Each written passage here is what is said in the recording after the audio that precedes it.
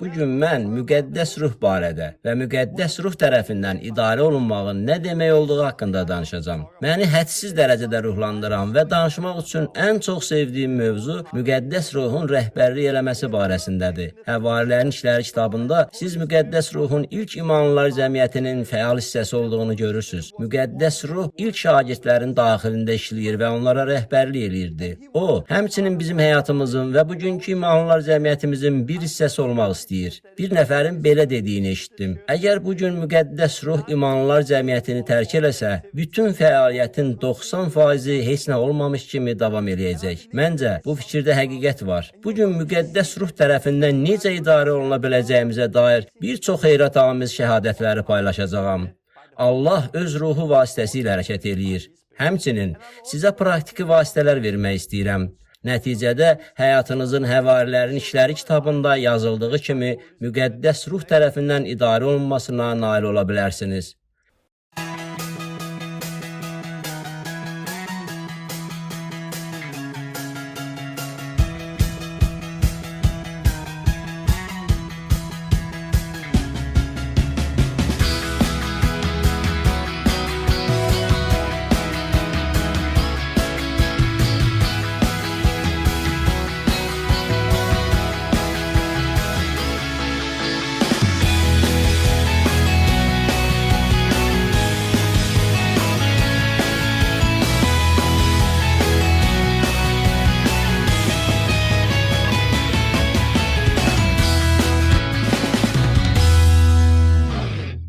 Dərsə xoş gəlmisiniz. Bu Pionerlər Məktəbinin 12-ci dərsidir. Bugün müqəddəs ruh tərəfindən necə idarə olunmaq haqqında söhbət açacağam. Müqəddəs ruhda yaşamağın nə olduğunu, ruhu necə eşitmək və müqəddəs ruh tərəfindən idarə olunmaq barədə danışmaq istəyirəm. Bu barədə öyrətməyi çox xoşlayıram. Çünki bir neçə il əvvəl mən və ailəm müqəddəs ruhun rəhbərliyi altında olduqda Allahın bizim üçün nələri hazırladığının dadını gördük. Bunu daddıqdan sonra isə sadəcə bir-birimizə baxıb dedik, istədiyimiz budur. Biz bu cür həyat yaşamaq istəyirik. Çünki müqəddəs ruhun rəhbərliyi altında olmaq sizə lazım olan yeganə şeydir. Bu sadəcə bazar günləri kilsəyə getməkdən daha böyük şeydir. Bir çox insanlar hesab edirlər ki, müqəddəs kitab cismani təbiətə görə yaşamağı və ruhda yaşamağı öyrədir. Cismani təbiətə görə yaşamaq günah içində yaşamaq deməkdir. Biz bununla razılaşırıq. Ruhda yaşamaq isə günahda yaşamağın əksi hesab edirik. Yəni, sadəcə günah eləmə. Beləliklə, indi mən yaxşı insanam. Yəni, günah eləmirəm, günah içində yaşamıram və bazar günləri kilsəyə gedirəm. Mən gündəlik həyatımı yaşayıram. Çox şey etməməyə çalışıram və bazar günü kilsəyə gəlirəm. Ancaq müqəddəs ruhun rəhbərliyi altında olmaq, bir yerdə dayanmaq, günah eləməmək və bazar günləri kilsəyə gəlməkdən daha böyük şeydir. Müqəddəs ruhun rəhbərliyi altında yaşamaq fövqəltəbii bir həyat yaşamaq deməkdir. Bu ruhda yaşamaqdır. Yəni, bu bir yerdən başqa yerə hərəkət etmək, irəliləməkdir. Sadəcə bir yerdə dayanıb günah eləməmək deyil. Bu gündəlik həyatımızda müqəddəs ruhun bizə rəhbərlik elədiyi heyrətamiz bir həyat yaşamaqdır. Siz də bunun dadını görəcəksiniz. Çünki bu dərsdə mən sizinlə çoxlu heyrətamiz şəhadətləri paylaşacağam. Nəhayət dərsin sonunda mən sizə bəzi praktiki vasitələr verəcəyəm ki, bunlar sizə müqəddəs ruhu qəbul eləyib, ruhun rəhbərliyi ilə bu həyat yaşamağa kömək eləyəcək. Dərsə başlamazdan öncə mən dua eləmək istəyirəm. Sonra əvvəlki dərsdən bir neçə suala cavab verəcəm. Sonra biz müqəddəs ruhun rəhbərliyi altında yaşamağın nə demək olduğu barədə danışacağıq. Ey Allah, bu təlimə görə sənə təşəkkür eləyirəm. Dua eləyirəm ki, bu sözü paylaşmaq üçün mənə kömək eləyəsən. Dua eləyirəm ki, bu dərs onu izləyən hər kəs üçün bir vəhy olsun və onların gözlərini açsın. Həmçinin Həvarilərin İşləri kitabında oxuduğumuz həyatı yaşamalarına kömək eləsin. Onlar gündəlik həyatlarında müqəddəs ruh tərəfindən idarə olunsunlar. Hər birimiz üçün sən məhz bunu hazırlamısan və buna görə sənə minnətdaram. Mənə bu həqiqəti çatdırmağa kömək elə. Müqəddəs ruhunla gəl və gözlərimizi aç. İsa'nın adı ilə amin. Yaxşı, biz tövbə, suda vəftiz və müqəddəs ruhda vəftiz haqqında danışdıq. Bunlar xilasın hissələridir. Bunların hər biri xilasın bir hissəsidir.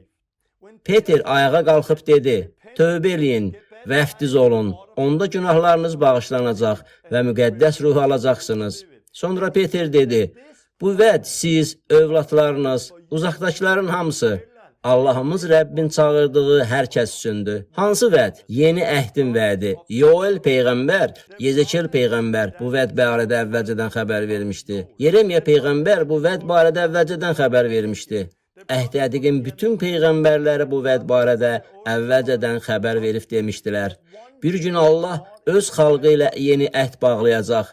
Həmin əhdə əsasən Allah hər birimizin daxilinə yeni bir ürək qoyacaq və bizə yeni ruh bəxş edəcək ki, bundan sonra biz onun qanunları ilə yaşayaq və onunla birlikdə yaşayaq. Peter dedi ki, həmin vəd 3 hissədən ibarətdir. Müqəddəs ruh isə onun lap sonuncu hissəsidir. Müqəddəs ruh əhdin yerinə yetirilməsidir. Yeni ruh. Bu təhcə xilas olub, tövbə eləyib və suda vəftiz olunduqdan sonra budur, siz xilas oldunuz demək deyil. Əgər siz müqəddəs ruhu əlavə bir şey kimi qəbul etmək istəyirsinizsə, qəbul edə bilərsiniz. Xeyr, bütün bunlar xilasın bir hissəsidir. Mən bu barədə əvvəlki dərslərdə öyrətmişdim. Mən müqəddəs ruhun vəftizinə həsr elədiyim təlim haqqında çoxlu rəylər almışam. Həqiqətən bunlar çox yaxşı rəylərdir.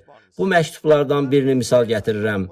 Salam Torben, Pionerlər Məktəbinin əvvəlindən bu mövzunu gözləyirdim.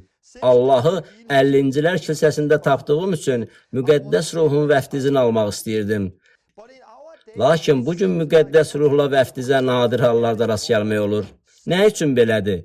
Mən müqəddəs kitab məktəbində oxuyanda Allah gözlərimi açdı. Ancaq bu sual məni hələ də narahat edir. Nə üçün Həvarilərin İşləri kitabında müqəddəs ruhla vəftiz bu qədər asan idi? Bugün isə Həvarilərin İşləri kitabı ilə müqayisədə bu daha çətindir. Allaha 10 ildən artıqdır xidmət edən qardaşlar tanıyıram. Bütün bu illər ərzində onlar müqəddəs ruhla vəftizi arzulayırlar. Lakin hələ də müqəddəs ruh almayıblar. Onlar imanlılar cəmiyyətinin üzvləridirlər və suda vəftiz olunublar. Şəxsən mənim həyatımda da Allahın bu qüdrəti fəal deyil. Allah sizə xeyir dua versin. Bu həqiqətən çox yaxşı məktub və yaxşı sualdır. Bu niyə baş verir? Nə üçün Həvarilərin İşləri kitabında bu çox sadə idi, lakin bugün bu qədər çətindir? Məktəbimizdəki bütün dərslər boyu bu suala cavab verməyə çalışmışam. Cavab isə dini eynəkdir. Bugün bizdə Allahın kəlamına deyil, ənənələrə əsaslanan çoxlu müxtəlif təlimlər var.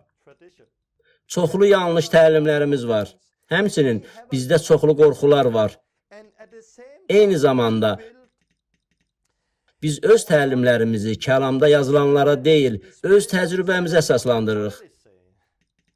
Pionerlər Məktəbinin dərslərində bunu dəfələrlə qeyd eləmişəm. Biz şəfa və digər məsələlərdə Həvarilərin İşləri kitabında oxuduğumuz sadə həyata qayıtmalıyıq. Bizdə çoxlu ilahiyyat və bilik olsa da, bol həyat yoxdur. Niyə? Çünki bilik hər şeyi mürəkkəbləşdirir.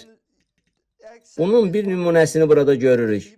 Bu insanlar 10 ildir ki, Allaha dua eləyirlər, amma hələ də bunu ala bilməyiblər. Keçən dəfə öz həyat yoldaşımın haqqında danışdım. O, 10 və ya 11 yaşında olanda sadəcə gedib bəsit bir dua elədi. Allahım, dua eləyirəm ki, mənə müqəddəs ruhu verəsən. O, dərhal müqəddəs ruhun vəftizini alaraq dillərdə danışmağa başlamışdı. O, uşaq kimi imanla bircə dəfə dua elədi. Biz də uşaqlar kimi olmalıyıq. Bunun üçün 10 il ərzində durmadan dua eləmək və yenə də dua eləmək lazım deyil. Sadə iman lazımdır. Onu əldə eləmək üçün 10 il baskı ilə divarı yararaq dua eləmək lazım deyil. Xeyr. Düşünürəm ki, bu insanlara çoxlu dua eləmək əvəzinə onlara şagird olmaq lazımdır. Onların gözləri açılmalıdır. Yanlış təlimlərdən həyatlarını azad eləməlidirlər. Mən belə insanlarla görüşəndə onlara daha 10 il dua eləyin demərəm. Belə adamlarla görüşsəm, onlara bu təklif eləyərəm. Gəlin oturub söhbət eləyək. Birlikdə baxaq görək. Kəlam nə deyir? Tövbə eləmisinizmi? Məlum olur ki, tövbə eləyiblər. Suda vəftiz olunmusunuz? Bəli, biz vəftiz olunmuşuq. Daha sonra onlarla müqəddəs ruhun vəftizi haqqında danışmalıyam. Onlarla birlikdə oturub Bunun nədən ibarət olduğunu izah eləməliyəm. Bizə lazım olan budur. Şagirdlik. Məsələn, bir imanlılar cəmiyyətinə toplantıya gəlib kafedra arxasından danışa bilərəm. 10 nəfər müqəddəs ruhu almaq üçün mənə yaxınlaşır. Mən dua elədikdən sonra onlardan 5 nəfəri bir anda müqəddəs ruhla vəftiz olurlar. Mən orada ola bilərəm. Lakin yalnız 5 nəfər müqəddəs ruhun vəftizini alacaq. Niyə qalan 5 nəfər müqəddəs ruhla vəftiz olunmadı? Çünki problem şagirdlikdədir. Əsas məsələ adamların indi olduqları yeri müəyyən eləmək, növbəti addım atmağı onlara kömək eləməkdir. Ola bilsin ki, onlardan bəziləri heç tövbə eləməyib, digərləri isə hələ suda vəftiz olunmayıblar. Onlara vəftiz olunmazdan əvvəl nə isə eləmək lazımdır. Onların bəziləri öz həyatlarında qorxudan azad olmalıdırlar. Mənim istədiyim də elə budur. Mən sizin diqqətinizi şagirdliyə yönəltmək istəyirəm. Sadəcə toplantılar keçirmək, kafedra arxasından danışmaq və nəyinsə baş verəcəyini gözləmək əvəzinə. Biz insanların olduqları yeri müəyyən eləməli, onlarla birlikdə oturub müqəddəs yazıları nəzərdən keçirməli və onlarla danışmalıyıq. Başqa bir qadın belə yazır. Müqəddəs ruhu qəbul edə bilmirdim, çünki murdar ruhlardan azad olmalıydım. O dedi ki, kimsə onunla danışdı. Bundan sonra həmin qadın köhnə kitablarını və üzv olduğu yeni əsr təşkilatının çoxlu ədəbiyyatını yandırdı. 2 nəfər onun üçün dua elədi və o azad oldu. O yazır, təxminən 15 dəqiqə sonra maşınımda evə gedirdim. Doğma dilimdə Allahı izzətləndirməyə başladım və daha sonra başqa dillərdə dualar daxilimdən aşıb daşmağa başladı. Bu təcrübədən zövq almaq üçün maşını saxladım. Beləliklə, bu qadın müqəddəs ruhu qəbul edə bilmədiyi barədə yazır. Lakin bir nəfər onu şagird kimi öyrətdi. Bir nəfər onun yanında oturdu, onunla danışdı. Bunun nəticəsində isə qadın anladı. Artıq qadının kitabları yox idi. Amma onun imtina eləməli olduğu digər daha bir şey var idi.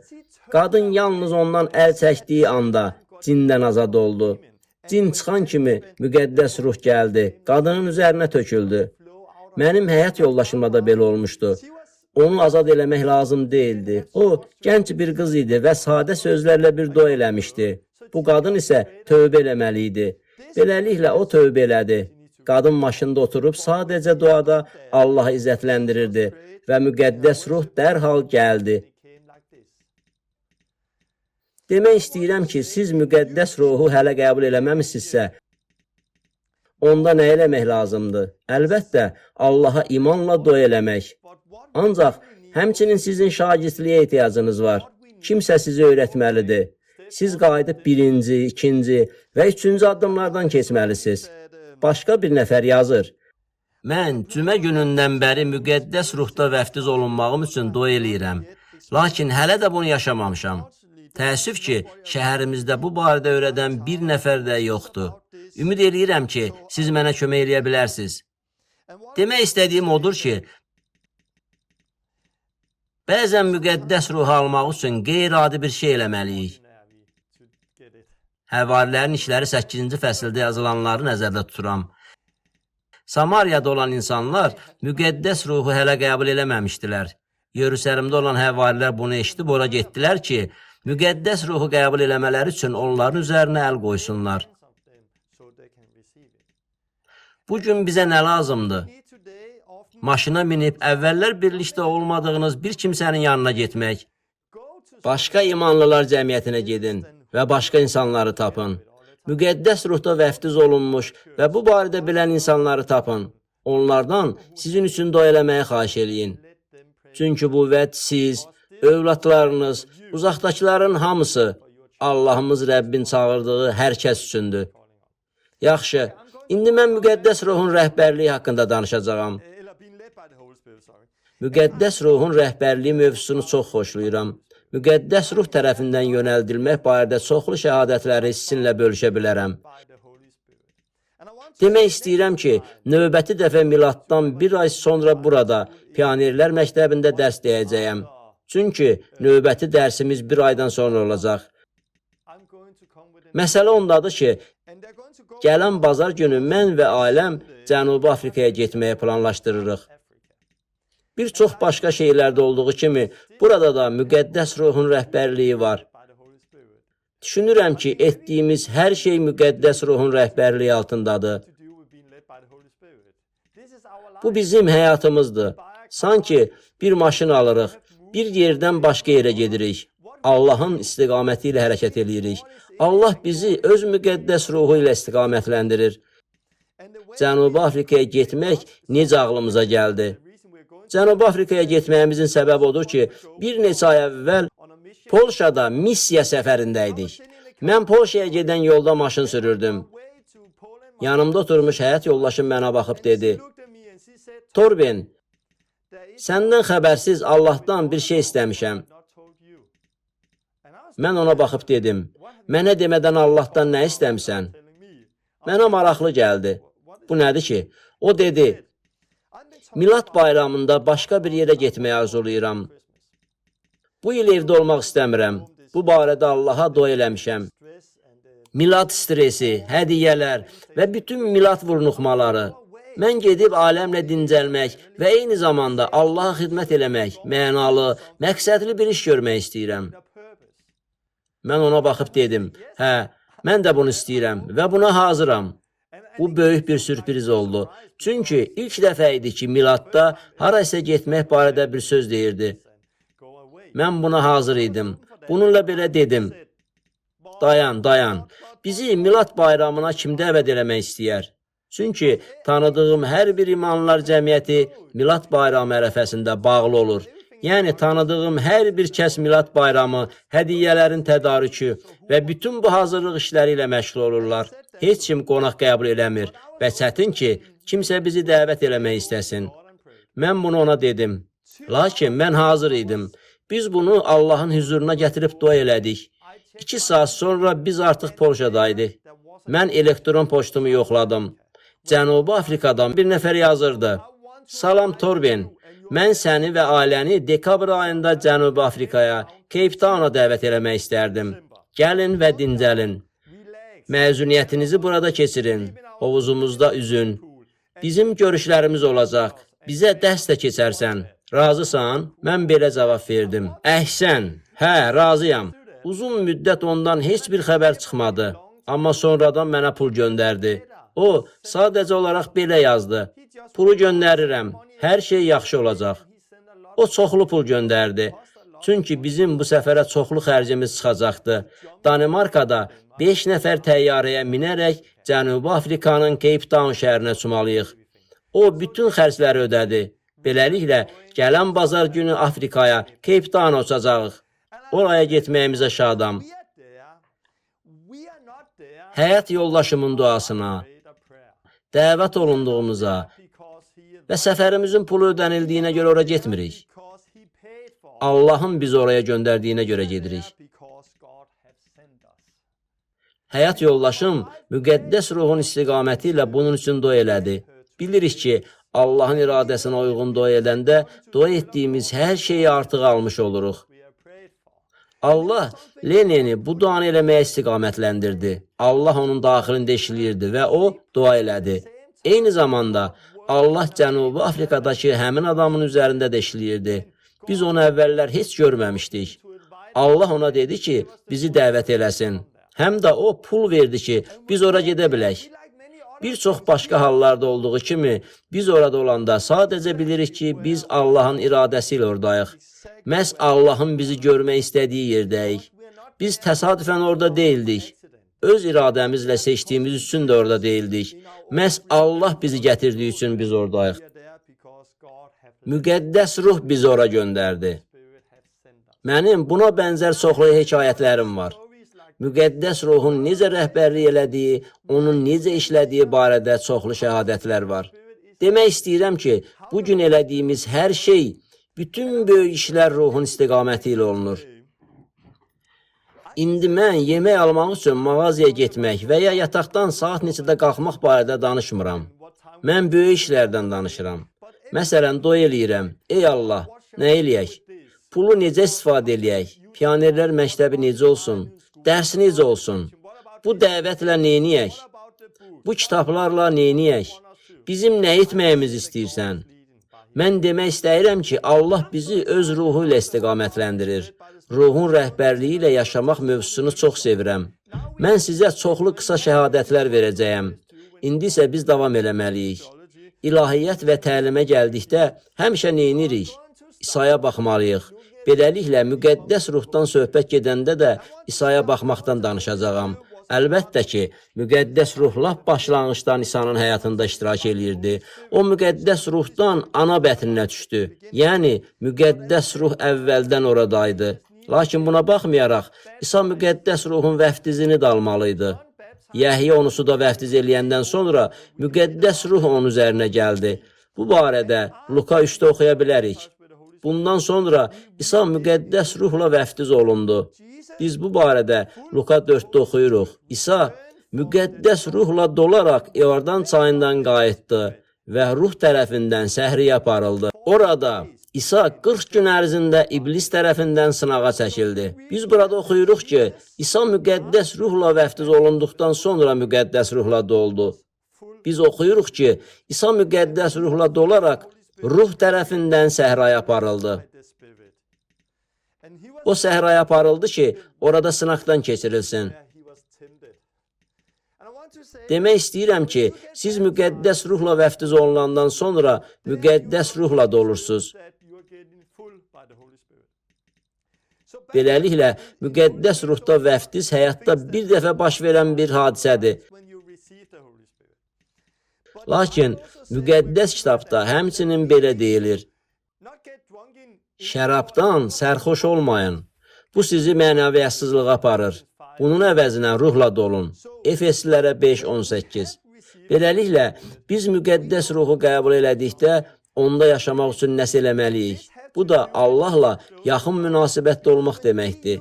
Çünki Allahla vaxt keçirdikdə və ya dillərdə çox dua elədikdə, Allaha xidmət eləyəndə və ruhun istiqaməti ilə yaşayanda biz ruhla dolmağımızı hiss eləməyə başlayırıq. Mən burada onu qeyd eləmək istəyirəm ki, İsa təkcə müqəddəs ruhla dolmadı. O, həmçinin müqəddəs ruh tərəfindən istiqamətləndirildi və ya aparıldı. Beləliklə, müqəddəs ruh tərəfindən İsa'nın aparıldığı ilk yer iblisdən sınağa çəkildiyi səhra idi. Biz kəlamdan İsa'nın səhradan qayıtması haqqında bunu oxuyuruq. İsa ruhun qüdrəti ilə Qalileyaya qayıtdı. Onun haqqında xəbər bütün bölgəyə yayıldı. Luka 4:14. İsa 40 gün ərzində iblis tərəfindən sınaqdan keçirildikdən sonra müqəddəs ruhun qüdrəti ilə qayıtdı. Düşünürəm ki, bu üç sözdə məna var. Şəxsən mən bunları yaşamışam. Biz müqəddəs ruhda vəftiz olunuruq. Sonra müqəddəs ruhla doluruq. Daha sonra isə biz Allaha yaxın yaşayırıq. Biz ruhla doluruq. Ruhla dolduqdan sonra müqəddəs ruh bizə rəhbərlik eləyir. Biz müqəddəs ruh tərəfindən idarə olunanda nəticədə ruhun qüdrəti ilə yaşayırıq. Beləliklə, əgər siz müqəddəs ruhun qüdrəti ilə yaşamaq istəyirsinizsə, onda müqəddəs ruhda vəftiz olunmalısınız. Əgər siz müqəddəs ruhda vəftiz olunmusunuzsa, o zaman Allaha yaxınlaşmalı və onunla vaxt keçirməlisiniz. Beləliklə, siz müqəddəs ruha daxili varlığınızı doldurmağa imkan verməlisiniz. Daxilən həyat suyu axan çaylar çıxacaq.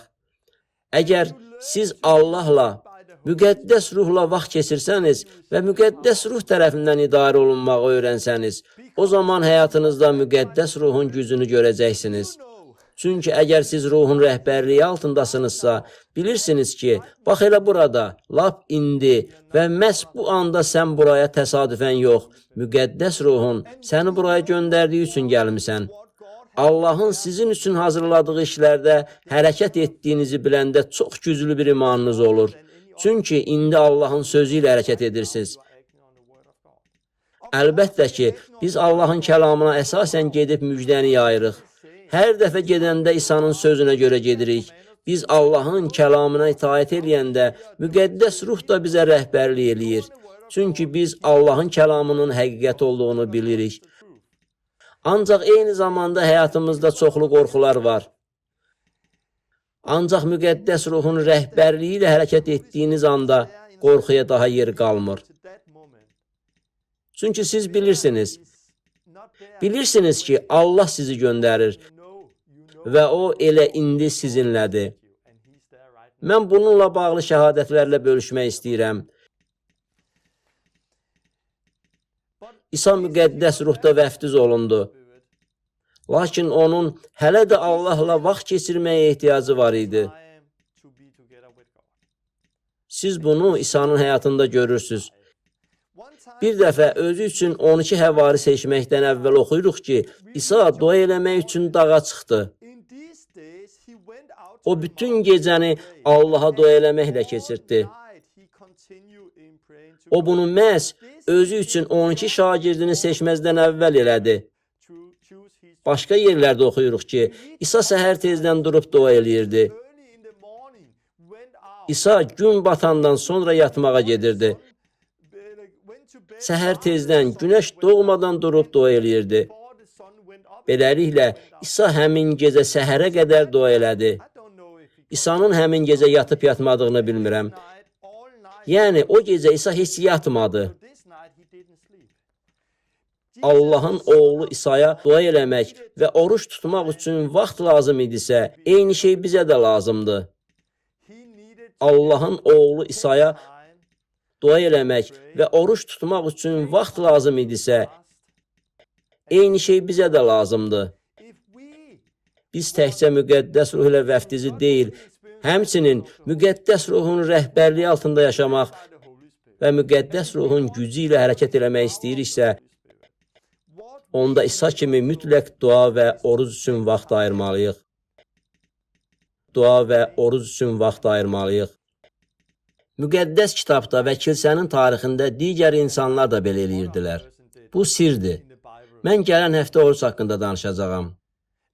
Çünki oruc mənim üçün çox əhəmiyyətlidir. Kimsə mənə belə sual versə, Torben, bunun sirri nədədir? Cavabım belə olar. Bu, heç də sir deyil. Əsas İsa Məsihdir. Amma eyni zamanda deyə bilərəm ki, oruç tutmaq mənim üçün xüsusi bir şeydir. Çünki hər dəfə 40 gün, 20 gün və ya digər müddətlərdə oruç tutduqda məndə nəsə dəyişdi. Yeni bir şeyin başlanğıcı oldu. İsa da bir müddət oruç tutandan sonra müqəddəs ruhun qüdrəti ilə qayıtdı.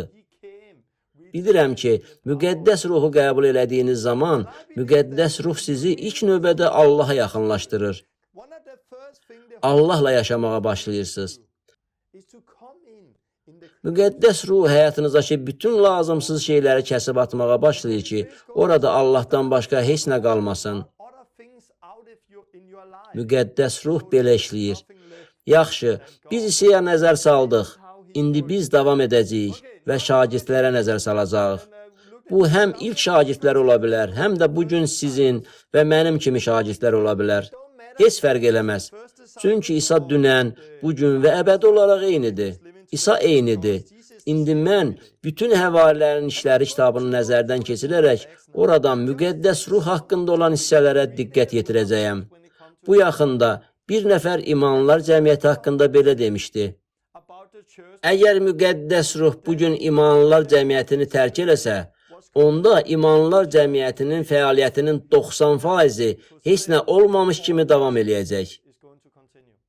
İmanlılar cəmiyyətindəki fəaliyyətin 90%, yəni proqramlar, toplantılar, ibadətlər və vəzlər heç nə olmamış kimi davam eləyəcək. Təəssüflər olsun ki, düzünə qalsa mən bunun doğru olduğunu hesab eləyirəm. Çünki bugün gördüyümüz işlərin çoxu bizim proqramlarımızdır. Biz bunu ona görə eləyirik ki, proqramlarımız var, pulumuz var və biz bunu eləyə bilirik. Əslində, biz müqəddəs ruhdan asılı deyilik. Ancaq həvarilərin işləri kitabını oxuyarkən müqəddəs ruhun orada olduğunu görərsiniz. Siz görərsiniz ki, müqəddəs ruh orada hər bir vəziyyətdə işləyir. Müqəddəs ruh imanlılar cəmiyyətində işləyən Allahdır. Lakin Katolik kilsəsi dövründə çox şey dəyişdi. Dəyişən şeylərdən biri də o idi ki, müqəddəs ruh getdi. əvəzində böyük bir sistem yarandı.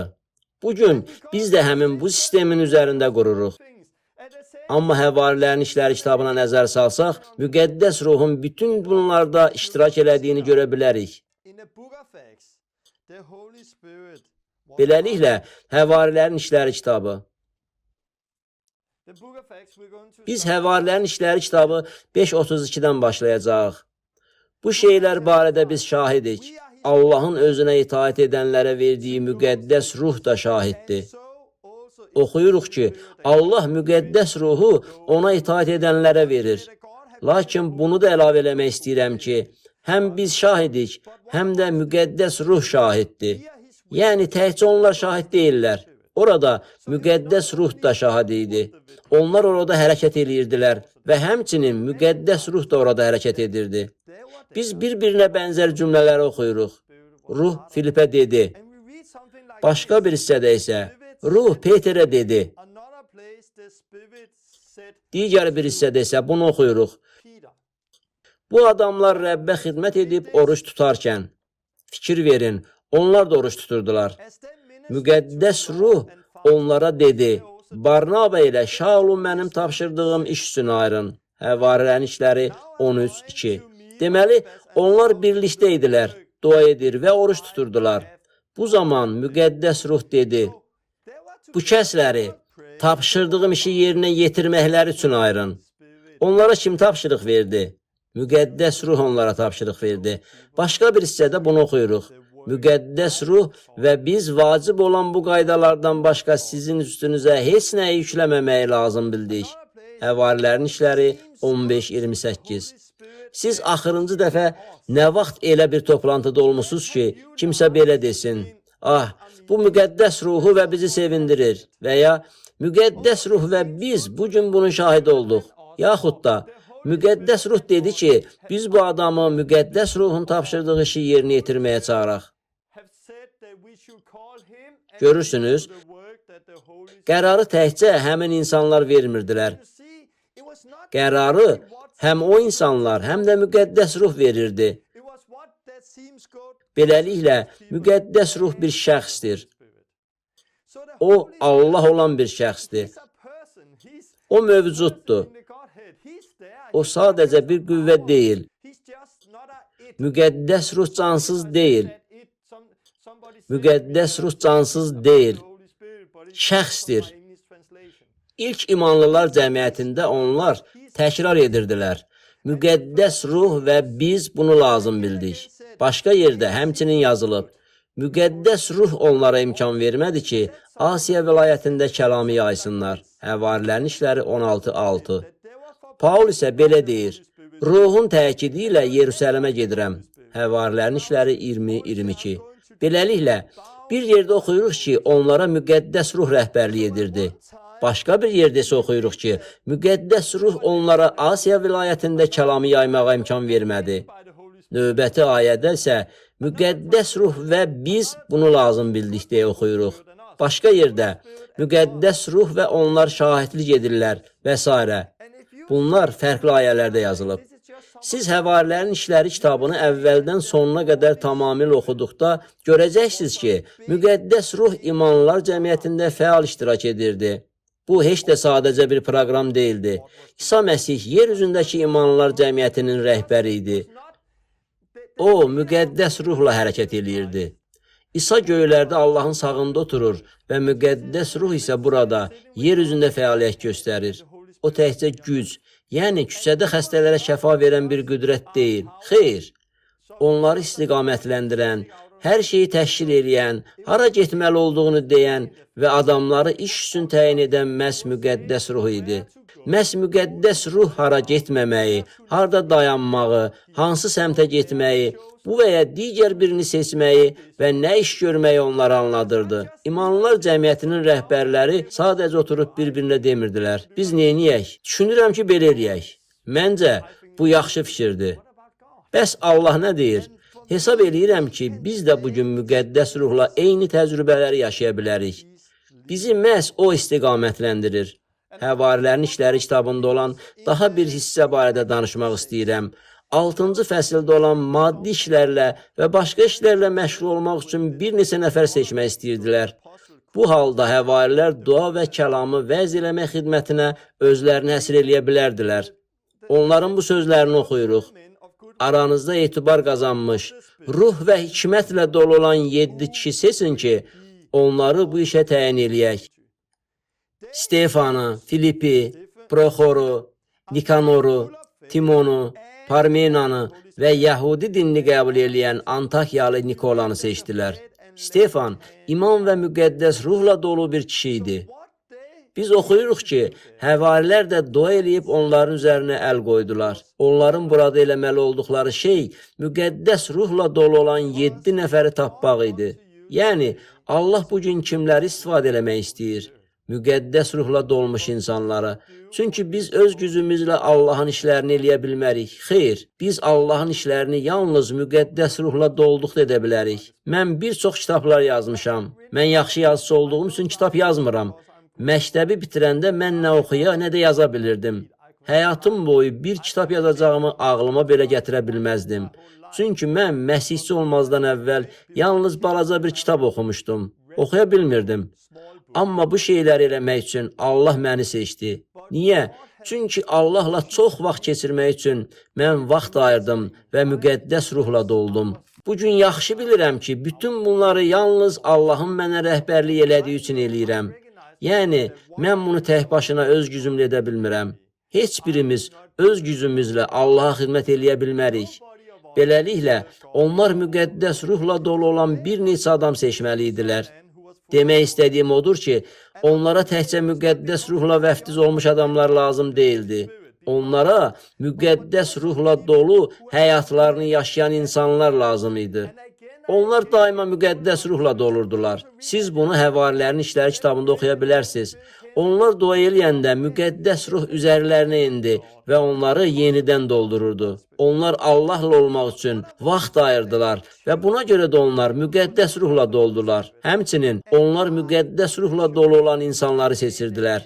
Həmin adamları seçəndən sonra dua eləyib onların üzərinə əl qoydular. Fikir verin ki, Həvarilər müqəddəs ruhu qəbul eləmələri üçün onların üzərinə əllərini qoymadılar. Həmin adamlar artıq müqəddəs ruhu almışdılar. Həvarilər Allahın bunu artıq onlara verdiyini təsdiq eləmək üçün üzərlərinə əllərini qoydular. Müqəddəs ruhla vəftiz üçün əl qoyma ilə dua olunmalıdır. Kimsə üzərinizə əl qoyanda siz müqəddəs ruhda vəftiz olunur və müqəddəs ruhu qəbul edirsiniz. Ancaq mən düşünmürəm ki, siz müqəddəs ruhu qəbul elədikdən sonra bir toplantıdan digərinə, bir görüşdən o birisinə və bir konferansdan başqasına qaçmalısınız. Allah adamından xahiş edəsiniz ki, əllərini sizin üzərinizə qoyub sizin üçün dua etsinlər. Xeyr, mən buna inanmıram. Çünki mən kəlamda bunu görmürəm. Mən inanıram ki, siz müqəddəs ruhu qəbul elədikdən sonra ruhda yaşamalısınız. Müqəddəs ruh sizi səhraya aparmalıdır. Müqəddəs ruh sizi təklikdə Allah ilə vaxt keçirməyə istiqamətləndirir. Sonra müqəddəs ruhda yaşamalısınız. Müqəddəs ruhla dolanda Allah sizi seçəcək və sizdən istifadə eləyəcək. Allah müqəddəs ruhla dolu olan insanlardan istifadə eləyir. Müqəddəs ruhla dolmaq üçün bir toplantıdan digərinə getmək lazım deyil. Xeyr, bunun üçün qiymət ödəməlisiniz. Bunun üçün Allahı axtarmaq üçün vaxt ayırmalısınız. İndi mən bəzi şəhadətlərlə paylaşmaq istəyirəm. Mənim paylaşacağım şəhadətlər müqəddəs ruhun rəhbərlik eləməsinə aiddir. Bu sadəcə olaraq, mən bunu istəyirəm dedikdən sonra 2 saniyədən sonra tez baş vermir. Həmçinin konferansa getməklə, kimsə mənim üçün dua edəndən sonra mən xüsusi məhsi almıram. Xeyr, hamı necə qəbul eləyibsə, mən də müqəddəs ruhu elə qəbul eləmişəm. Müqəddəs ruhu almaq üçün Allahı axtarmaq, müqəddəs ruhu dinləmək məqsədi ilə vaxt ayırmaq lazımdır. Kiçik şeylərdə müqəddəs ruhun idarəçiliyi ilə hərəkət etməlisiniz ki, bundan sonra Allah sizə bundan daha çox və daha böyük şeylərə etibar eləsin. Beləliklə, müqəddəs ruh onlara rəhbərlik eləyirdi. Müqəddəs ruh iş başında idi. İndi isə mənim həyatıma qaydaq. Bir neçə il əvvəl düşərgədə olarkən dua eləyirdim. Dua sadəcə Allahı çağırmaqdan daha böyük bir şeydir. Dua həyatdır. Dua ünsiyyətdir. Allahla olan ünsiyyətdir. Bir çox insanlar üçün dua eləmək, indi deyəcəyim nümunədəkinə bənzəyir. Mənim arvadım var. Təsəvvür eləyin ki, həyat yoldaşımı balaca bir otağa qoyuram. Hər gün 20 dəqiqə bu otağı açıb içəri girirəm və qapını bağlayıb arvadımla içəridə otururam. 20 dəqiqə ərzində mən baş verənlər barədə ona söyləyirəm. Sonra çox sağ ol deyib otaqdan çıxıram. Qapını yenidən bağlayıram. Ertəsi gün qapını açıb arvadımın yanına gəlirəm. Yenə qapını bağlayıb 20 dəqiqə ərzində ona baş verənləri söyləyirəm və yenidən otaqdan çıxıram. Bir gün o qapını döyür və mən də qapını açıram. Arvadım mənə nəsə demək istəyir. Yox, indi yox, sabah. Mən qapını bağlayıram. Ertəsi gün mən oturub 20 dəqiqə ərzində baş verənləri söyləyirəm. Çox sağ ol deyib gedirəm. Arvadım isə belə deyir. Mən sənə bir söz demək istəyirəm. Yox, indi yox. Bu necə nikah münasibətidir? Bu evlilik deyil. Xeyr. Həyat yoldaşımı otağa salıb, hər gün mənə uyğun vaxta gəlib 20 dəqiqə ərzində baş verənləri söyləmək normal münasibət deyil. Xeyr, həyat yoldaşım da mənimlə danışmaq istəyir. Danışmağa haqqı olan təkcə mən deyiləm. Onun da ürəyində mənimlə bölüşmək istədiyi sözləri var. O mənimlə danışmaq istəyəndə mən onu dinləməyə hazır olmalıyam. Eyni zamanda elə vaxtlar olur ki, həyat yoldaşıma eləndi və məhz burada nəyisə deməliyəm. O zaman həyat yoldaşım məni dinləməyə hazır olur. Allahla da belə olur. Bir çox insanlar Allahı bir otağa yerləşdirir.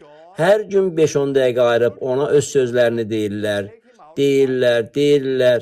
Lakin heç vaxt Allaha cavabında bir söz söyləməyə imkan vermirlər. Dua bir tərəfli deyil, iki tərəfli olmalıdır. Allahla danışan təkcə biz deyilik. Allah da bizimlə danışmalıdır. Dua sadəcə bir otağa girib qapını arxadan bağlamaq deyil. Bu duanın yalnız bir hissəsidir. Dua həyatın özüdür. Bu gündəlik yaşanan bir təcrübədir.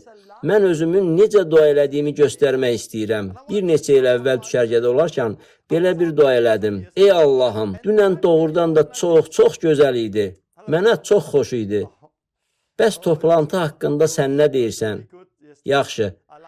Mən bugün məktub almışam. Heç bilmirəm cavabında nə yazım. Heç bilmirəm. Sən nə deyirsən? Səncə mən nə eləməliyəm? Daha bir məsələ var. Bəs bu barədə nə eləyim? Bunun nə olduğunu mən tam başa düşə bilmirəm. Səndən istəyirəm Allahım. Mənə kömək elə. Bəzi şeyləri başa düşməyə mənə kömək elə. Mən belə dua eləyirəm. Mən Allahla danışıram. Onun iştirakı ilə həyatımı yaşayıram. Aldığım məktubları və qarşıdan gələn səfərlərimi Allahla müzakirə eləyirəm. Onunla öz çətinliklərim barədə danışıram. Onunla müqəddəs kitabdan danışıram. Başa düşə bilmədiyim yerlər barədə soruşuram. Ey Allah, əgər bu belədirsə, bəs onda bu necə? Mən belə dua eləyirəm. Allah mənim dualarım vasitəsilə hərəkət eləyir. Allah həyat yoldaşım Leninin də duaları vasitəsilə hərəkət eləyir.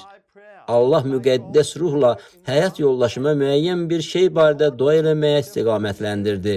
Allah Milad bayramı ərəfəsində bizim üçün Cənubi Afrikaya bir qapı açdı. Bir neçə il bundan əvvəl yolda gəzişib dua eləyirdim. Dua zamanı müqəddəs ruh mənimlə danışdı. Çox aydın şəkildə dedi. Torben, Darwinin təkamül nəzəriyyəsinə qarşı çıxa bilmək üçün televiziya yolun açılması üçün dua elə. Mən düşündüm, nə? Bu gözlənilmədən oldu. Müqəddəs ruh ürəyimə qoydu. Dedim, yaxşı və dua elədim. Ey Allah, televiziyaya yolu aç. Allahım, sənə dua eləyirəm. Bu qapını aç və mən Darwinin təkamül nəzəriyyəsinə qarşı çıxa bilim. Allahım, imkan yarat ki, bizim ölkədə Darwinin yalanları puç olsun. Bu mənim duam idi. Belə dua elədim. Ertəsi gün mən yenə gəzməyə çıxdım və eyni şəkildə dua eləməyə davam elədim. Allahım, televiziyadakı qapıları açdığın üçün sənə təşəkkür eləyirəm. Allahım, Darwinin nəzəriyyəsinə qarşı danışmağım üçün televiziyadakı qapını açmağı səndən xahiş eləyirəm. Mən belə gəzib dua eləyərkən bir adam gördüm. Onu görən kimi fikirləşdim. Bu elə həmin adamdır. O, televiziya proqramlarında və reklamlarda gördüyüm məşhur komediya aktyoru idi. O, gülüş ustası idi. Siz yaxşı bilirsiniz ki, bir çox gülüş ustaları kimi onlar o qədər də çox müqəddəs sözlər demirlər. Elə o da eyni ilə belə idi. O, müqəddəs sözlər ifadə eləmirdi.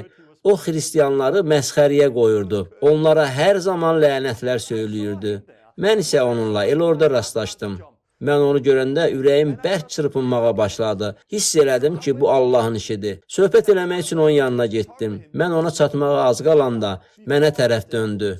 Onun üzünü görəndə anladım ki, bu o deyilmiş. Fikirləşdim ki, bu ki o deyil. Bu sadəcə ona oxşayan biridir. Elə orada Allah mənə dedi, bu oğlan üçün dua elə. Onun adı Simon Yul'dur. Mən isə soruşdum, nə? Simon Yul üçün dua elə. Televiziyada olan həmin adamı nəzərdə tutursan, bəli, Simon Yul üçün xüsusi olaraq dua elə. Amma Allahım, onun harada yaşadığını bilmirəm. O Kopenhagendə, yoxsa hardasa başqa bir yerdə yaşayır. Mən heç nə bilmirəm. Mən onu başqa insanlar kimi ancaq televizorda görmüşəm. Simon Yul üçün dua elə. Yaxşı, mən dua eləməyə davam elədim. Allahım, Darwinin nəzəriyyəsinə qarşı danışa bilməyim üçün televiziyanın qapılarını açdığına görə sənə təşəkkür eləyirəm. Simon Yul üçün dua eləyirəm. Simon Yul üçün dua eləmək ağılsızlıq kimi görünürdü. Çünki mən həmin oğlanı tanımırdım. Mən onu ancaq televizorda görmüşəm. Mən gəzməyə davam elədim. Simon Yul üçün dua eləyirəm. Onun yanına bir adam göndər. Onunla danış. O sənin sözünü eşitməlidir, Allahım. O müjdəni eşitməlidir. O tövbə eləməlidir. Onun yanına bir adam göndər və televiziyaya yolu aç. Duadan sonra evə qaydırdım. Və evimə çatmağa 2 addım qalmış telefonum zəng çaldı. Telefonu açdım və kimsə dedi, salam Torben. Bu Danimarka televiziyasındandır. Biz təkamül və Darwin haqqında bir veriliş hazırlayırıq. Siz bu proqramda iştirak eləmək istərdinizmi? Sizdən müsahibə alacaq şəxs Simon Yul olacaq. Mənim haqqında dua elədiyim adam. Danimarkada təxminən 6 milyon insan yaşayır. Allah o gün ürəyimə 2 şey üçün dua eləməyə qoymuşdu. Mənim Darwinin nəzəriyyəsinə qarşı danışa bilməyim üçün televiziyaya qapıların açılması və yalnız televiziyada gördüyüm Simon Yul adlı bir oğlan üçün. Mən bu 2 şey üçün dua eləmişdim. Sonra telefon zəngi oldu. 2 həftə sonra isə mən Kopenhagendə Simon və onun komandasının yanında oturmuşdum. Mən orada, kafedə oturmuşdum. Biz birlikdə oturub söhbət edərkən mən ona dedim, Simon, mən sənə görə buradayam. Katibəm məni çağırdığı gün mən sənin üçün dua eləyirdim. Allah tövbə eləməyəni istəyir. O mənə baxdı. Elə qalanlar da mənə baxdı və hamısı şokda idi. O vaxt yemək yeyən təkcə mən idim. Mən isə bütün əhvalatı onlara danışdım. Sonra biz Kopenhagendə küçənin ortasına çıxıb Allah və təkamül nəzəriyyəsi haqqında danışmaq üçün insanları dayandırdıq. İnsanlarla söhbət edəndə qoltuq altı ilə yeriyən bir gənci gördüm. Müqəddəs ruh dedi. Mən onu görəndə bunun Allahdan olduğunu bildim. Çünki müqəddəs ruh məni istiqamətləndirdi. Bunun Allahdan olduğunu bilirdim. Mən dedim, Simon mənimlə gəl. Və mən qoltuq altı ilə gəzən bu oğlan üçün dua elədim. O tam şəfa aldı. O artıq qoltuq altı ağacsız da yeriyə bilirdi. Mən isə qoltuq ağacı ilə dayanmışdım. O qədər də hündür olmayan Simon ağzı açıq halda mənə baxırdı. Sonra o soruşdu, Torben, bu nədir? Mən isə ona baxaraq dedim, sən nəyi nəzərdə tutursan? O yenə də soruşdu, bax bunu, bu nədir axı? Mən isə belə cavab verdim. Müqəddəs kitabda bunlar yazılıb. Sonra biz Danimarkada olan böyük bir muzeyə getdik. Bu, Darwin və çatışmayan hissi haqqında danışan çoxlu müxtəlif əşyalar saxlanılan böyük bir muzey idi. Bu, çatışmayan hissə isə hələ də tapılmayıb. Həmin muzeydə mən kresloda oturmuşdum. Simon mənimlə üzbəyiz stulda oturmuşdu. Bəli, Simon Yul özü mənim qarşımda stulda oturmuşdu. Biz biraz yuxarıda, kiçik bir platformada oturmuşduq. Lakin daha hündürə qalxmamız lazım idi. Çünki arxamda bəzi çatışmayan halqalar var idi ki, onlar da mən videoya çəkilən zaman görünməli idilər. Simon mənimlə üzbəyiz oturmuşdu. Mən isə düz onun qarşısında əyləşmişdim. Saat yarım ərzində o mənə Allah haqqında suallar verirdi. O hər şey, həmçinin təkamül nəzəriyyəsi haqqında suallar verirdi. O soruşdu, siz həqiqətən Nuhun gəmisinə inanırsınız? Doğrudanmı Allahın göyləri və yeri 24 saatdan ibarət 6 gün ərzində yaratdığına inanırsınız? Bəs deyintə necə? Allah sənə öz arvadını öldür desə bunu edərsən? O, bir saat yarım ərzində Allah və təkamül haqqında çoxlu suallar verdi. Mənim burada bir şəklim var. Siz mənim burada necə oturduğumu görə bilərsiniz. Siz elə orada mənə yönəlmiş 2 projektor da görə bilərsiniz.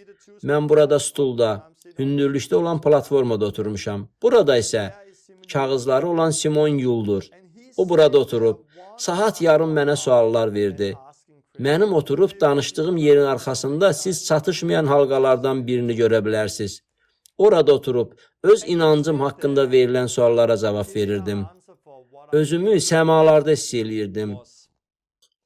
Bir saat yarım ərzində mənə verilən sualların hər birinə cavab verirdim.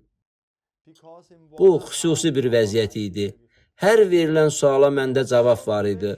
Bu saat yarım ərzində dəfələrlə öz-özümə fikirləşirdim. Bu söz ağlıma hardan gəldi? Bunu hardan götürdüm? Amma bunun haradan gəldiyini mən bilirdim. Bu müqəddəs ruhdan idi. İsa Mark 13-də nə dedi? Sizi aparıb məhkəməyə çəkəndə nə deyəcəyiniz barədə qabaqcadan qayğı çəkməyin. Həmin vaxt sizə nə bildirilirsə, onu danışın. Çünki danışan siz yox, müqəddəs ruhdur.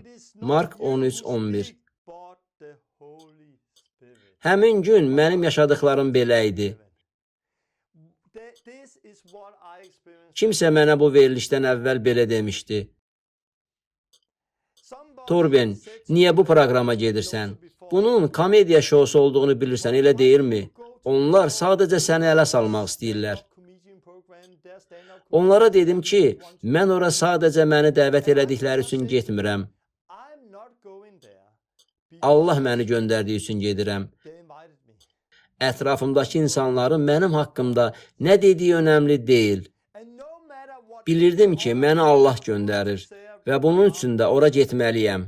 Həmin verilişə baxanda bu mənə olduqca maraqlı gəldi.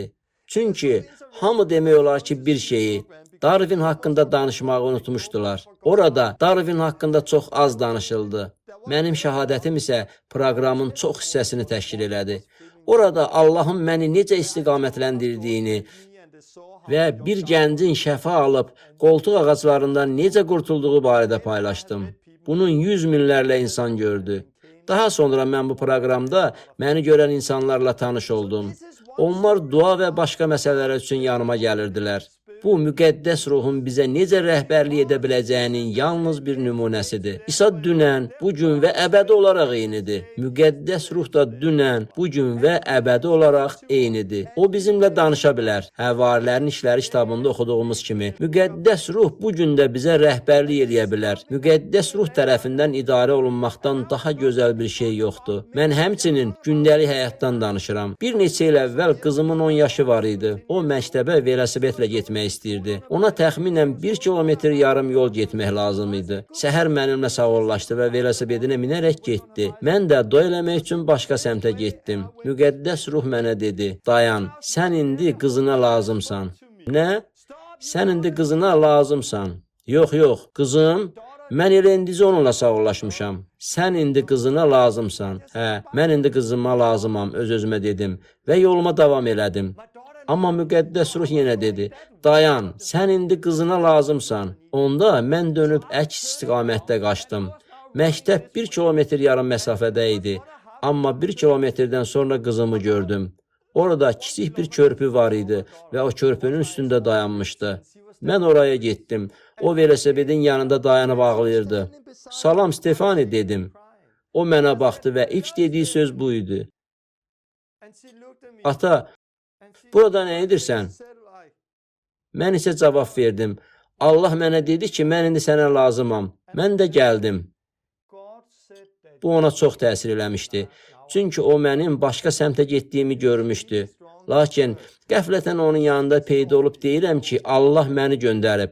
Müqəddəs ruh mənə dedi ki, sənin mənə ehtiyacın var və buna görə də indi yanındayam. Qızımın velosipedində problem var idi və mən qayıdaraq ona kömək eləyə bildim. Başqa bir şəhadət də var. Bir dəfə poçt qutusunu açmağa hazırlaşırdım. Müqəddəs ruh mənə dedi: "Burada sənin xoşuna gəlməyən bir şey var. Amma bu problem deyil. Çünki hər şeyi nəzarətdə saxlayıram. Qutunu açmamışdan əvvəl görəsən bu nə ola bilər deyə düşündüm. Post qutumuzu açanda içində bəyənmədiyim bir şey olduğunu gördüm. Bir vaxtlar Danimarkadakı evimiz üçün dövlətdən aldığımız pul haqqında bir qanun layihəsi var idi. Bu bizə çoxlu pulu qaytarmalı olduğumuz barədə bir hesab idi. Lakin bizim borcumuz yox idi. Mən düşündüm, ah yox, ay Allah, hər şey sənin əlindədir. Müqəddəs ruh mənə əvvəlcədən xəbərdarlıq eləmişdi. Ona görə də mən sadəcə onlara müraciət eləyərək dedim. Bunu bir daha yoxlaya bilərsinizmi? Onlar cavab verdilər. Bəli, yoxlayıb sizinlə əlaqə saxlayacağıq. Bu 6 il əvvəl olmuşdu. Bundan sonra mən onlardan daha heç nə eşitmədim və heç vaxt pul ödəmədim. Müqəddəs ruh gündəlik həyatımızda bizə rəhbərlik eləyə bilər. Bu, bizim hər birimizin yaşamalı olduğu bir həyatdır. Başqa bir şəhadət də var.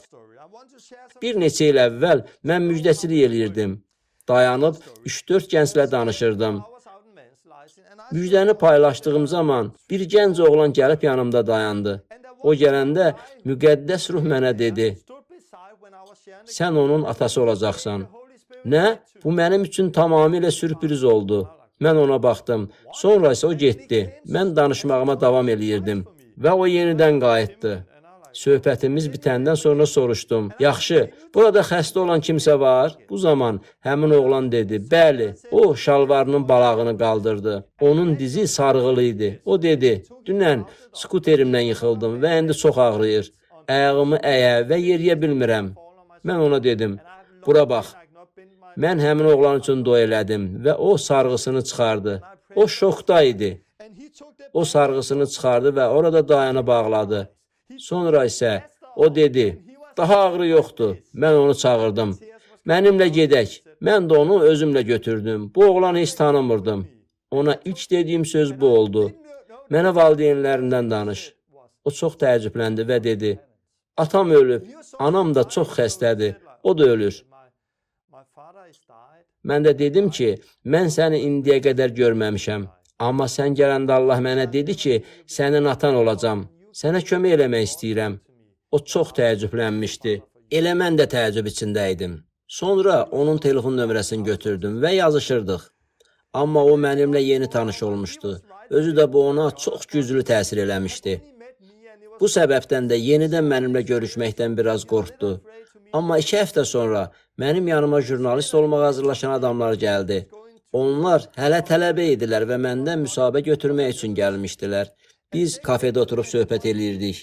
Onlar məndən müsahibə götürdülər. Sonra onlardan biri dedi, burada kameram var. Səninlə gedib küçədə nə elədiyini çəkmək istəyirik. İndi bunu edə bilərikmi? Mən istəmirdim. Düzünü desəm, bunu eləmək istəmirdim. Yorğun olduğum üçün evə gedib dincəlmək istəyirdim. Amma o belə deyəndə cavab verdim ki, yaxşı. Yaxşı, oldu, gedək. Gəlin şəhərə gedək. Biz maşına binib şəhərə yola düşdük. Şəhərə gedərkən maşında oturub dua eləyirdim. Birdən hiss elədim ki, müqəddəs ruh mənimlə danışır. Mən bunu hiss elədim və əllərimə baxdım. Öz-özümə dedim, Allahım, mən indi sənə dua eləyirəm. Əl, hə, əlində sarğı var. Allahım, kimisə göndər. Elə indi də kimisə küçəyə göndər. Əli sarğılı, şəfaya ehtiyacı olan bir nəfəri. Təşəkkür eləyirəm. Çünki bu, həmin insanlara şəhadət olacaq. Mən beləcə dua elədim. Biz küçəyə çıxdıq. Bizimlə danışmaq istəyən birini tapana qədər orada gəzişdik. Sonra 2 həftə əvvəl tanış olduğum gənc oğlanı, Allahın onun atası olacağımı söylədiyi oğlanı gördüm. Onu görəndə soruşdum. Salam, necəsən? O da cavab verdi. Salam, hər şey əladır. Qolundakı sarğını görüb ondan nə baş verdiyini soruşdum. O dedi, bilmirəm. Dünən qəfildən güclü ağrı hiss elədim. İndi də ağrıyır. Bilirsən, mənim yanımda gələcək jurnalistlər var. Onlar şəfaya inanmırlar. Sənin üçün dua edə bilərəmmi? Bəli, edə bilərsən. Onu elə küçənin ortasında kamera ilə çəkirdilər. O isə 2 həftə əvvəl mənimlə necə görüşdüyünü və dizinin necə şəfa aldığı haqda danışdı. Sonra mən yenə onun üçün dua elədim. Bu dəfə də yenə sarğı var idi, lakin dizində yox, qolundaydı. Sonra yenə onun gözləri yaşardı və dedi, ağrı keçdi. Bu, həqiqətən onlar üçün bir vəhy idi. Bu, ona da çox güclü təsir göstərmişdi. Bundan sonra o artıq mənimlə görüşməyə hazır idi. Biz yenidən söhbət elədik və görüşməyə davam eləmək qərarına gəldik. Sonra ertəsi gün bir məsihçi ilə tanış oldum. Mən ona Allahın elədiklərini və məni bu oğlanın yanına necə apardığını danışdım. O yanıma gəldi və dedi: Torben, müqəddəs ruh mənə deyir ki, sənə $200 verməliyəm. Bu sənin və oğlun üçündür. O mənə $200 verdi. Mən də ona təşəkkür elədim. Mən bu oğlana zəng edib ona dedim: Səni nahara dəvət eləmək istəyirəm. O cavab verdi: Tamam, gedək yemək yeyək. Mən onunla görüşdüm və biz yemək yeməyə getdik. O dedi: Torben, sənə nə isə xüsusi bir söz demək istəyirəm. Mənimlə küçədə rastlaşdığın və əlim üçün dua elədiyin günü xatırlayırsanmı? Mən heç vaxt küçədə gəzmirəm. Bu ilk dəfə idi ki, mən məktəbdən sonra şəhərə getmişdim. Mən evə tərəf gedirdim, amma hiss elədim ki, içimdən kimsə mənə şəhərə getməyimi dedi və orada mən səninlə rastlaşdım. Başa düşürsünüz? Elə bu zaman mən maşında dua eləyirdim. Allahım, mənə əli sarğılı birini göndər. Allahım, onun üçün dua eləyim. Allah bu gəncin əlində sarğı olduğunu bildiyi üçün ona şəhərə getməyi istiqamətləndirmişdi. Beləliklə, biz görüşdük və o şəfa aldı. 2 gündən sonra o mənə zəng elədi. Torben, mənim skuterim xarab olub. Mən yeni işə düzəldim, amma skuterim olmadığı üçün işə gedə bilmirəm. Mənim pulum olduğu üçün ödədim. Bu məhz məndə olan pulların tam dəyərində idi. Ona görə də onun skuterinin pulunu ödədim və o işə getdi. Allah belə hərəkət eləyir. Müqəddəs ruhun rəhbərliyində mənim sevdiyim də elə budur. Allah barəsində düşünərkən həddən artıq şübhələnən və ateist olan çoxlu insanla rastlaşıram. Biz şəfa haqqında danışanda onlar da buna çox şübhə ilə yanaşır və belə deyirlər: Yox, yox, yox. Bu sadəcə sizin ağlınızda olan bir şeydir. Onlar buna inanmırlar.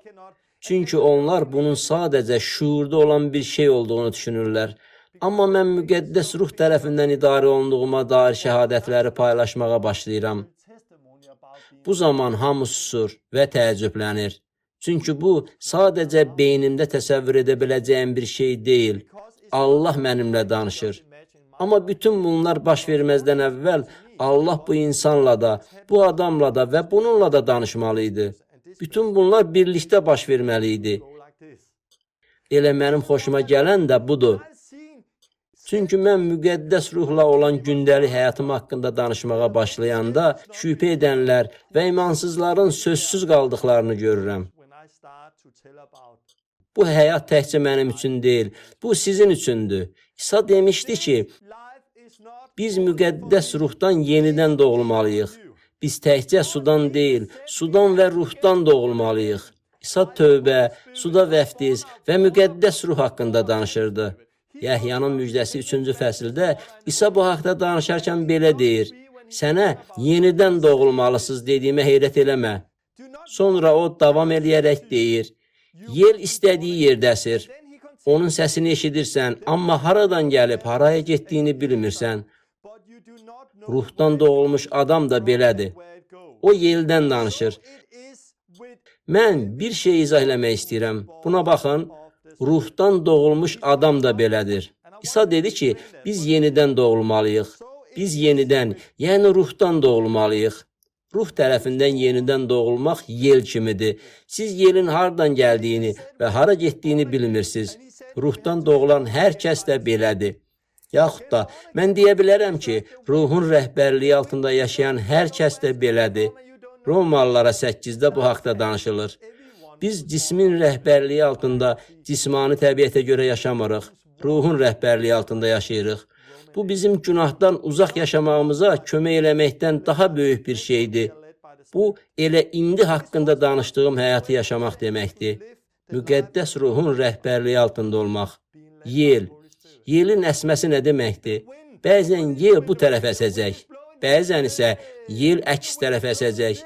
İndi isə yel bu tərəf əsir. Deməli, yel həm oradan əsir və həm də buradan əsir.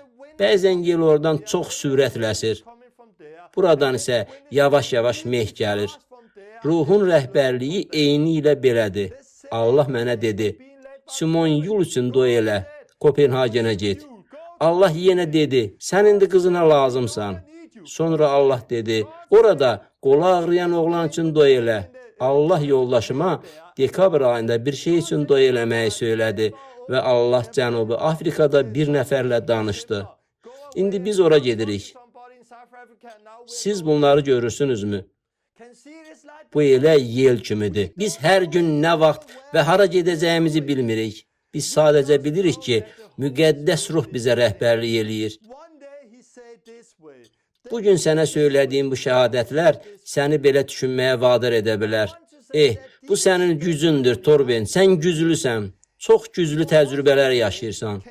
Xeyr, belə deyil. Bu hamı üçün normadır. Bu ruhdan doğulan hamı üçündür.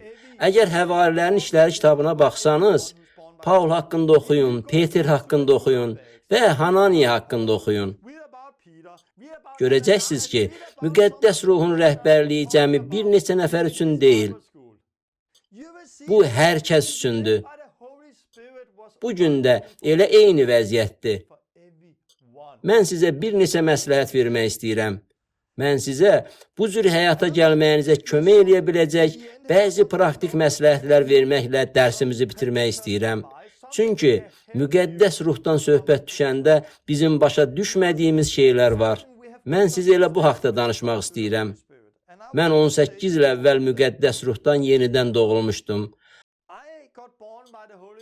Amma ilk vaxtlar, yəni uzun illər ərzində öz həyatımda indi yaşadıklarımı yaşamırdım.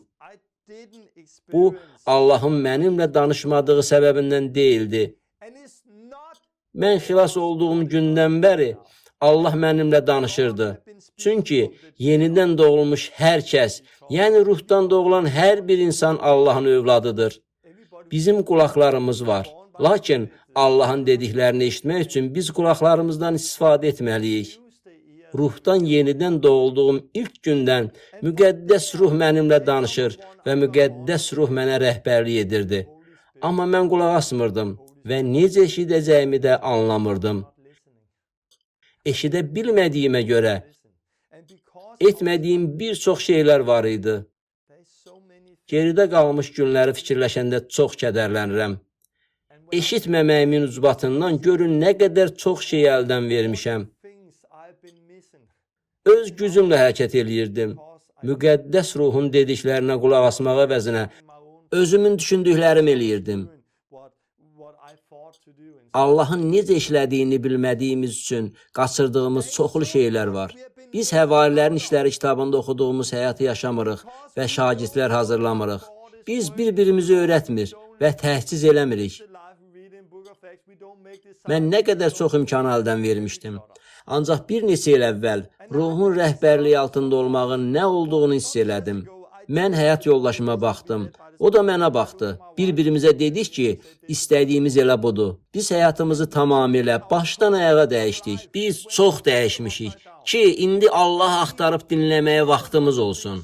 Mənim sonuncu Reformasiya adlı kitabımda yaşadıklarım haqqında biraz oxuya bilərsiniz.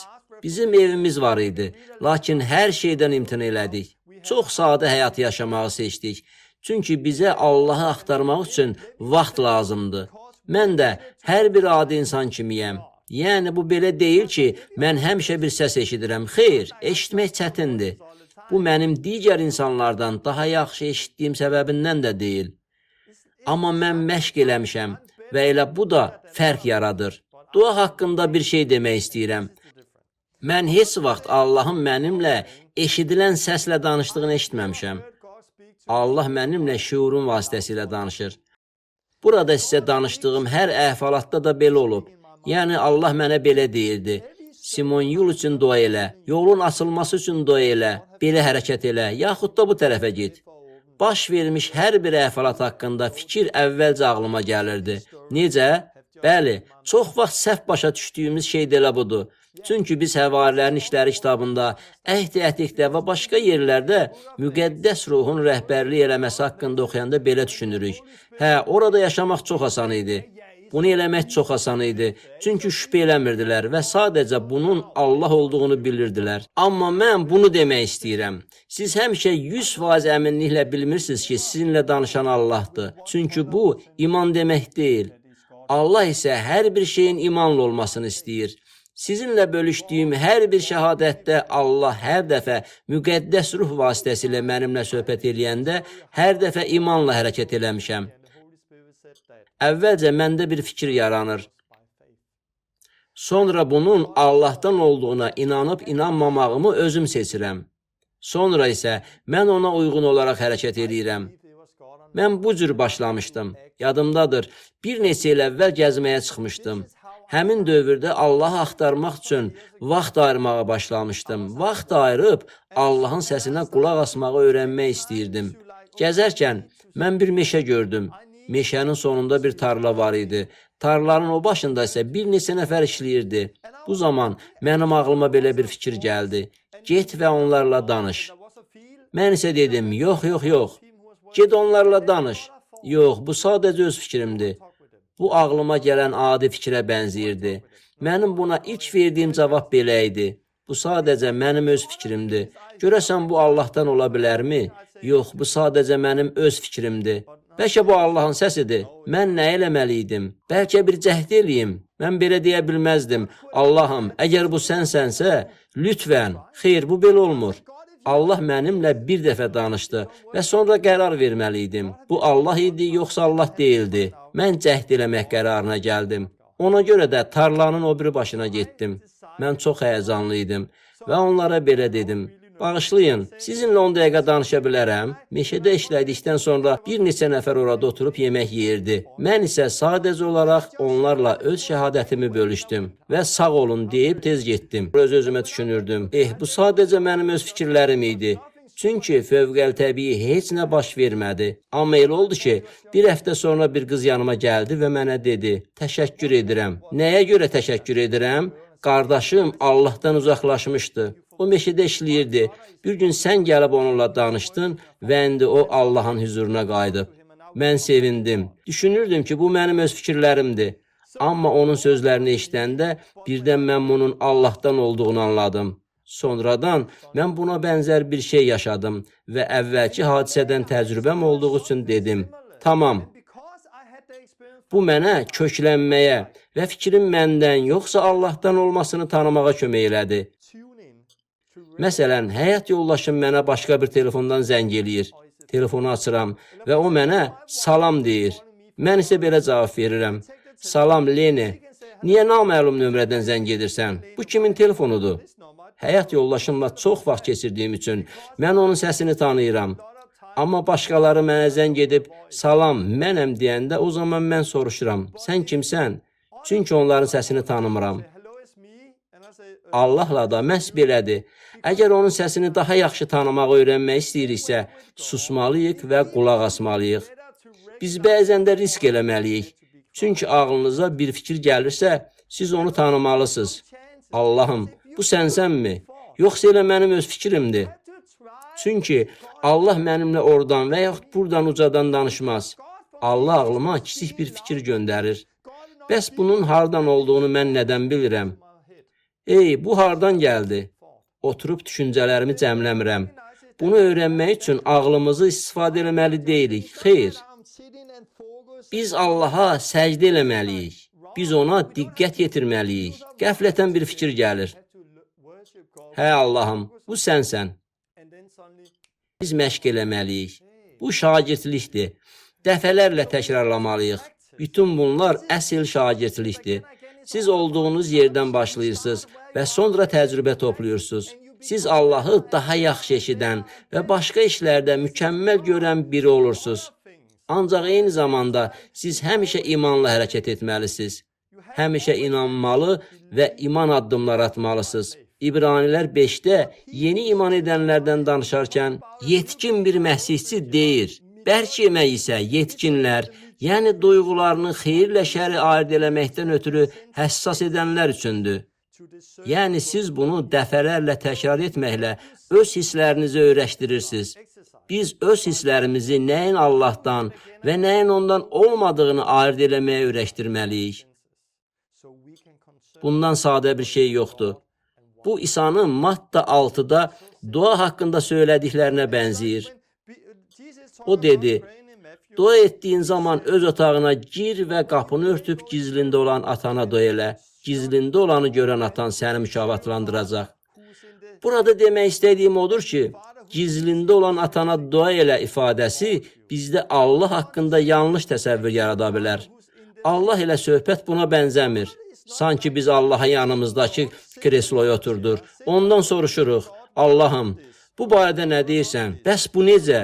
Biz Allahla insanın başqa bir insanla danışdığı kimi danışmırıq. Bu, müqəddəs ruh vasitəsilə baş verir. Biz məşq eləməklə öyrənirik. Allahın bizə verdiklərindən istifadə edərək öyrənirik. Mən bunu belə edirdim. Məsələn, ağlıma müəyyən bir fikir gəlirdi. Görəsən bu Allahdandır, ya ondan deyil. Mən onu yoxladım və bu fikrin Allahdan olub olmadığını öyrəndim. Başqa vaxt daha bir fikir ağlıma gəldi. Bu fikri yoxladım. Bəli, bu Allahdan idi. Mən öyrənirdim. Zaman keçdikcə bunun Allahdan olub olmadığını tanımaq mənim üçün daha asan olurdu. Demək istəyirəm ki, Allah mənim ağlıma fikir göndərir. Amma eyni zamanda iblis də bizim ağlımıza fikir göndərə bilər. Ona görə də biz hər şeyi kəlamla yoxlamalıyıq.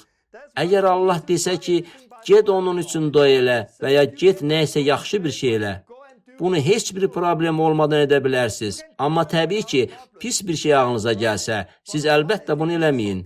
Allahın kəlamına müraciət edin və siz həmişə Allahın kəlamı və daxilinizdəki ruh vasitəsilə düzgün cavabı tapacaqsınız. Sülh olmalıdır. Siz biləcəksiniz ki, bu yaxşıdır ya da o qədər də yaxşı deyil. Çünki hər bir yaxşı bəxşiş Allahdan gəlir. Demək istəyirəm ki, bu heç də belə görünmür. Ay Allah, mən inanmıram. Allah mənə söylə. Ey Allah, yenə başqa bir şey barədə də söylə. Fikirləriniz qarışır. Xeyr, sadəcə vaxt ayırın və Allahla vaxt keçirin. Onunla əlaqə saxlayın. Onunla olun və diqqətinizi ona yönəldin. İsa'ya təşəkkür eləyin. Sonra başqa bir yaxşı üsul var. Əgər siz həqiqətən ruhun rəhbərliyi altında olmaq və Allahın nə dediyini bilmək istəyirsinizsə, o zaman televizorunuzu evinizdən çıxarın.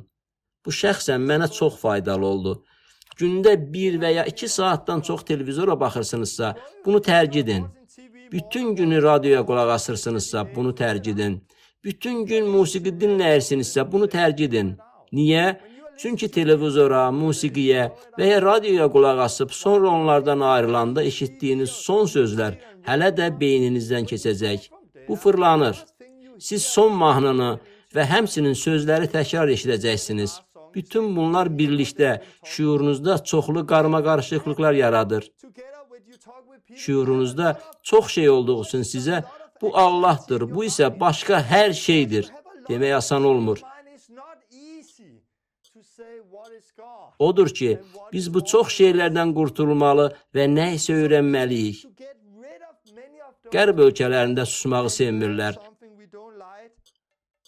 Sadəcə dinləməyi, vaxt ayırıb təklikdə, yalnız Allahla səssizlikdə qalmağı və onunla danışmağı öyrənin.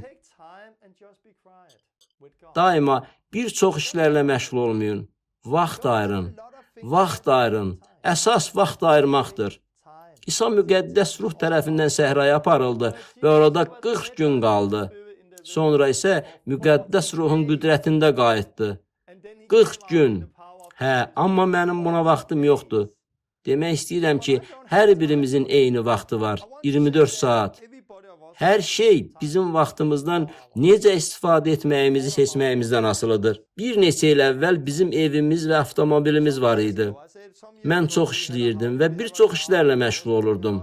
Amma sonra mən müqəddəs ruhun rəhbərliyi altında yaşamağın nə demək olduğunu daddım, təcrübə əldə elədim və dedim, mənim istədiyim elə budur. Mən bu cür həyat yaşamaq istəyirəm. Mən belə həyatı çox istədiyim üçün ətrafımdakı bir çox fiziki şeyləri dəyişdirdim. Bu isə mənə daha çox vaxt əldə eləməyə kömək elədi. Bir vaxtlar böyük bir evdə rahat yaşayırdıq və bunun üçün çoxlu pul qazanmaq lazım idi. Sonra isə biz 3 uşaqla kiçik bir zirzəmiyə köçdük. Amma hər şeyi dəyişdiyimiz üçün bizim daha çox vaxtımız oldu. Səssizlikdə olmaq və Allahı axtarmaq üçün daha çox vaxt lazımdır. Həyatımda olan hər bir şeyi müftə əldə etmədim. Bunların heç biri qəflətən gəlmədi. Sıravi bir insan kimi yaşayanda qəfildən çox böyük və güclü hadisələr baş vermir. Xeyr, Bu belə olmur. Siz nəyin qiymətini ödəyirsinizsə, onu da əldə edirsiniz. Siz çalışmalısınız. Hər birimiz istədiyimizi seçirik. Mən bir neçə dəfə 40 gün oruç tutmuşam. Allahla təhlikdə vaxt keçirirəm. Çoxlu piyada gəzib doy eləyirəm. Çünki hər bir insan kimi mənim üçün də Allahın dediyini eşitmək asan deyil. Ancaq duyğularımı xeyirlə şəri ayırd eləməkdən ötürü həssas etmək üçün vaxt ayırdığıma görə bu indi mənim üçün daha asandır. Amma mənə hələ də öyrənmək lazımdır. Mən hər gün öyrənirəm. Yəni bugünkü dərsdə mən bunu öyrədirəm. Müqəddəs ruhun vəftizini aldıqdan sonra biz müqəddəs ruhla dolmalıyıq. Allahla vaxt keçirməklə həyatımızı ruhla dolu yaşamalıyıq. Biz ruhun rəhbərliyi altında olmalıyıq. Ruh tərəfindən idarə olunmağımız üçün, ruhu dinləməyimiz üçün bizə vaxt lazımdır. Biz həmçinin hərəkət eləməliyik. Biz fürsətlərdən istifadə eləməliyik, hərəkət eləyərək öyrənməliyik, məşq eləməliyik. Bunları eləsək, müqəddəs ruhun qüdrətində yaşayacaq. Müqəddəs ruh ilk imanlılar cəmiyyətində fəal idi. Müqəddəs ruh elə bu gün də imanlılar cəmiyyətində fəaldır. Çünki müqəddəs ruh eynidir. Müqəddəs ruh hər kəs üçündür. Sənin, mənim və bu hamı üçündür. Ümidvaram, bu dərsdən nəyəsə götürə bildin. Mən sənə çağırış atmaq istəyirəm. Vaxt ayır.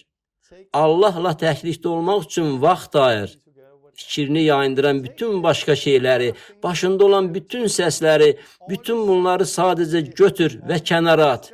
Allahla birlikdə olanda oruç tut. Sadəcə kəlamı oxu və dua elə. Kəlam və dua. Sən və Allah.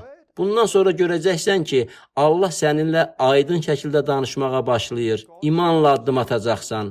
Biləcəksən ki, Allah səninlə danışanda belə olur. Növbəti dəfə daha çox öyrənəcəksən. Növbəti dəfə daha çox öyrənəcəksən. Bunu yenə və yenə eləsən, Allahla ünsiyyətdə yaşamağa başlayacaqsan. Onda Allah ürəyinə nə isə qoyacaq. Sən dua eləyəcəksən.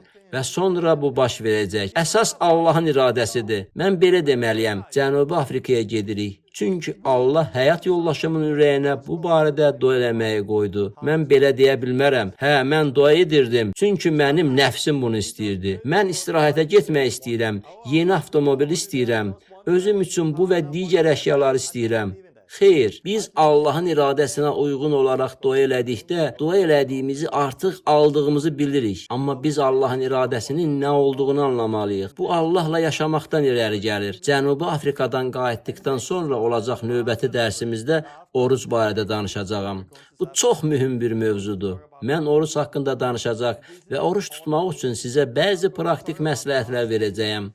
Bu dərslə bağlı hər hansı bir sualınız olarsa, mənə yazın və növbəti dərsi mən bu sualları cavablandırmaqla başlayacağam. Oruç haqqında dərsdən sonra mən Luka 10-u və müqəddəs kitabın digər yerlərini araşdırmaqla davam eləyəcəm. Allah sizə xeyir dua versin. İndi də Lene öz mahnılarından birini ifa eləyəcək. Siz bunu əvvəllər eşitmisiniz. Mahnının sözlərinə fikir verin. Çünki bu mahnı sənin həyatın və başqa bir çox şeylər haqqındadır. Bunların mühüm məsələlər olduğunu bilirəm. Son illərdə Allah sənə neçə dəfə müraciət edib, amma sən onu dinləmək vəziyyətində olmamısan. Allaha qulaq asmadığına görə onun sənin üçün hazırladığını ala bilməmisən. İtirdiyiniz şəhadətlər, heç vaxt yaşamadığınız təcrübələr olsa da, Allah hər birimiz üçün hələ çox şey hazırlayıb. Məsihçi olandan sonra ilk bir neçə il ərzində mən bu həyatı yaşamırdım. Amma bu həyatı biraz dadandan sonra öz-özümə istədiyim elə budur dedim. İndi bu həyatı getdikcə daha çox yaşayıram. Bu ona görə deyil ki, Allah getdikcə daha çox danışır. Bu ona görə baş verir ki, indi eşitmək qabiliyyətim daha yaxşılaşıb. Fürsətlərdən daha yaxşı istifadə eləməyə başladım. Əgər sən imanla hərəkət eləsən, Allah sənə baxıb deməyəcək: "Ey, sən nə edirsən? Sənə bunu deyən mən deyildim." Yox. O bu oğlana, bu qıza və bu qadına baxacaq və sonra sizə kömək eləyəcək ki, siz Allahın səsini tanıya biləsiniz. Ona görə də qorxmayın. Nə isə eləməklə başlayın. Hər səhər Allahdan istəyin. Allahım, bu gün mənə kömək elə. Mənə bir tapşırıq ver, mənimlə danış. Sənə xidmət eləmək istəyirəm. Sonra imanla addım atın. Hər zaman Allahı axtarın. Növbəti dəfə biz oruç haqqında danışacağıq. Salamat qalın. Do you still remember